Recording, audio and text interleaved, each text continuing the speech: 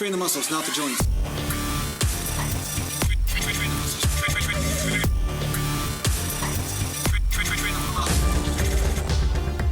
Welcome back to Natural Bodybuilding. Mountain. And today I want to talk about something that a lot of natural bodybuilders are confused about. So, I'm not saying these are advanced natural bodybuilders because a lot of advanced natural bodybuilders understand this, but some of the intermediates and beginners, especially the beginners, struggle with this. So the first thing I want to say is not all muscle fatigue is equal. So if you go for a 2-mile run and your legs are tired at the end of that 2-mile run, yes, you did work some muscles, but is the muscle fatigue the primary reason for your exhaustion? No, it is something to do with your energy reserves. You've used them up. So exhaustion comes more from your energy production pathway than just muscular fatigue, although muscular fatigue plays a small role in that whole thing, especially the calves, which is why some joggers, they do get some decent calf development because the constant plyos on the calves. But that's a different discussion. So really what I'm trying to say is that when you are taking sets to failure, if you are doing it in a cardio type fashion, where your breath or your energy becomes the weak link, you are going to be training a different pathway than, say, the fast twitch fiber fatigue pathway. And the fast twitch fibers are responsible for most of your strength and muscular size gains. Not all, but most. And of course, depending on which fiber type you are dominant in, that will dictate which type of training really works well for you. So if you're noticing something here, that something I'm saying is not necessarily matching your exact experience, well, once again, like I always say, this boils down to your constitution and your own individuality when it comes down to how your muscle fiber ratios are playing out. But one thing I want to make you conscious of, and this came up because of the last video I put up on how to know if you've done enough sets in a workout. Somebody said that, Jason, you talk about that critical drop-off point where all of a sudden your reps go down drastically. But this person asked, what happens if they're not taking much rest in between sets, like say 30 seconds or something? They'll notice that their set drops off right away. Does that mean that their body is automatically ready to move on to the next muscle group? And I would say no, because we're not talking about the same thing here. You are just training the energetic pathway, not allowing the body to replenish its creatine stores for your next set. So basically you're doing one set that is extended because you're not allowing the body to recoup its energetic resources before doing the next set.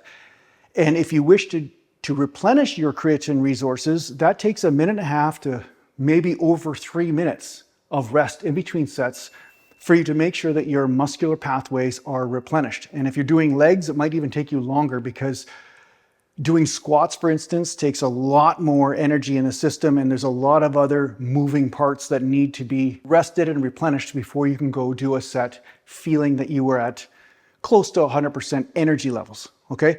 So if you're going to be doing sets with very little rest in between, you are working a valid pathway, but it's not the same pathway as the fast twitch fiber pathway. You're going to be working dominantly the slow twitch fibers, which are the endurance fibers, because you're not allowing your fast twitch fibers to get replenished. And the slow twitch fibers use a higher percentage of glycogen. And as proof of this, you'll notice that the weights that you have to use are much lower if you're only resting 30 seconds in between sets. Because guess what? The muscles responsible for lifting those heavier loads are not replenished yet. They are not filled back up with creatine. So as much as doing really low rest times in between sets because you want to burn some calories or you want to really work that slow twitch fiber pathway and really get a wicked pump and a great muscular fatigue in those slow twitch fibers, that could be a great way to pump blood in the area and to make those slow twitch fibers adapt. But you're still leaving some gains on the table if you never do workouts where you rest a longer period of time in order to get those fast twitch fibers involved as well. So there's two different types of fatigue mainly in bodybuilding. And one is that slow twitch fiber fatigue, which you're just busting out the energy and just trying to burn that muscle out. And then there's the other one where you're trying to put as much force on the muscle as safely possible by lifting heavier loads using strategic range of motion. And if you don't know what strategic range of motion is, watch my videos on this channel and the playlist, range of motion for bodybuilding.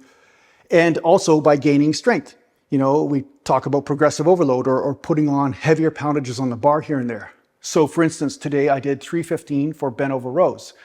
Do I have to do that? No, but I do find systemically my body gets adapted to using the heavier weight and using fast twitch fibers in order to access that heavier weight. And at the same time, systemically, my body is stimulated to produce the proper hormones and recovery and able to deal with that type of stress, right? So there's different types of stress. And you don't want to go too much into the endurance stress because endurance stress is going to be more marathon running and so forth. That's not what bodybuilding is. What you want to do is build the body, not break it down. If you're light and as small as a bird, you'll be able to run 20 miles, right? But if you're, 200 and something pounds of muscle mass and that's your goal, then you have to adapt the body to a stress that will bring that adaptation out, which is heavier loads, allow the creatine to replenish so that way you can put heavier loads on those muscle tissues safely, of course. And we talk about that here all the time. Listen to your body first and foremost. And then here and there, when you're taking a break from the heavier loads, then you're pumping out reps. Like today, I was just doing 225 on the squat. I was just doing light squats today just to get the blood flowing and to stretch the muscles and to get a bit of a burn. But I'm still resting several minutes in between sets because I want my muscles to be fully replenished so that way I can force them to be 100% involved in the set. And it's not my breath that's the weak link. The muscle fibers are still getting the majority of the stress. They're able to push, but it's not because of a lack of energy supply. It's because they have a lot of energy and I'm using that energy in order to push those muscles into a deeper level of failure, and therefore I get a better muscular adaptation. And although there is some cardio involved in it, it's not the primary reason why I'm stopping the set, you see? So in the end, you do want to rest in between sets, at least a minute to a minute and a half, in order to get the most out of your bodybuilding sets. And that's something that I think some people underestimate because they just think muscular fatigue is muscular fatigue. Well, it's not quite so simple, although you do get some benefit from all different types of muscular fatigue. But if you do too much of just the endurance stuff, and I've done lots of experiments with this, you'll end up losing strength and losing muscle mass and just burning yourself out. You're not necessarily going to be putting on muscle. So yeah, if putting on muscle is your main focus, then yeah, focus on that rest in between sets, at least to be about a minute in between sets. Mountain. So yeah, I hope this helped you out in your training, guys. Thanks a lot for watching. If you need to get a hold of me, just go to naturalbodybuilding.com, and thanks to the page supporters, and take care for now.